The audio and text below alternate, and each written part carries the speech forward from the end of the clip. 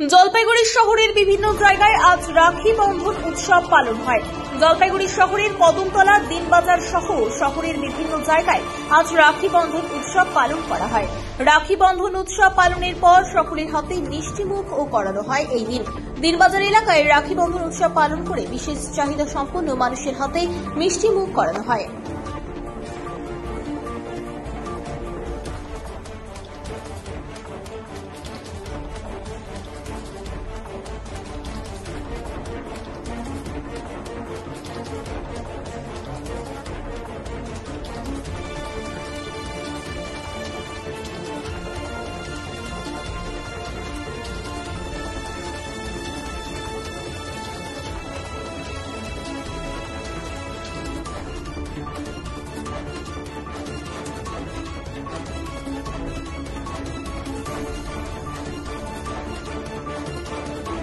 আজকে আমরা জলপাইগুড়ি দিনবাজার এডুকেশন সোসাইটির তরফ থেকে রাখি বন্ধন উৎসব তথা রক্ষাবন্ধন উৎসবের একটা ছোট্ট অনুষ্ঠান করছি। আমাদের এই সংস্থার জন্ম 2012 সালের 4 সেপ্টেম্বর, মানে 5ই সেপ্টেম্বর হচ্ছে শিক্ষক দিবস, তার ঠিক আগের দিন।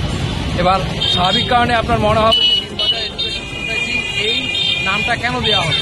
জলপাইগুড়ি পৌরসভা আপনারা সবাই অবগত, 25টা ওয়ার্ড আছে, সেই 25টা ওয়ার্ডের মধ্যে এই আমাদের যে সংস্থাটা সেটা হচ্ছে 4 নম্বর ওয়ার্ডে। তো এটা দুর্ভাগ্যবশত আমাদের এই ওয়ার্ডে বিদ্যালয় বা মহাবিদ্যালয় বলতে কিছুই নেই। হ্যাঁ, একটি মহাবিদ্যালয় আছে, আমাদের মহাবিদ্যালয়, একটি প্রাক প্রাইমারি স্কুল আছে যেটা বেগুনটারি থেকে দিনবাজার দিকে রাস্তায় আছে, যার নাম কমলা নেহরু। আর জলপাইগুড়ি এই স্কুল বলতে আমাদের এই ওয়ার্ডের পাশে দুটো আছে, একটা হচ্ছে জলপাইগুড়ি সোনালা স্কুল যেটা 18 নম্বর ওয়ার্ডে, আর আরেকটি হচ্ছে সেন্ট্রাল গার্লস স্কুল।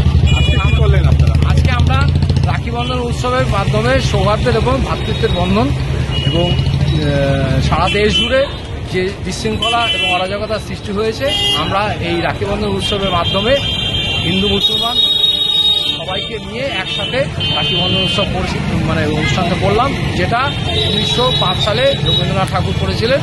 এবং উনি ওই দিনকার বাংলার মাটি, বাংলার বায়ু, বাংলার জল, বাংলার ফল, পূর্ণ হোক হে ভগবান, এই বাণী দিয়ে আমাদের মধ্যে একটা সচেতনতামূলক এবং সৌহার্দ্যের ভ্রাতৃত্বের বন্ধনের একটা মেলবন্ধন তৈরি করেছিলেন। সেই পরম্পরা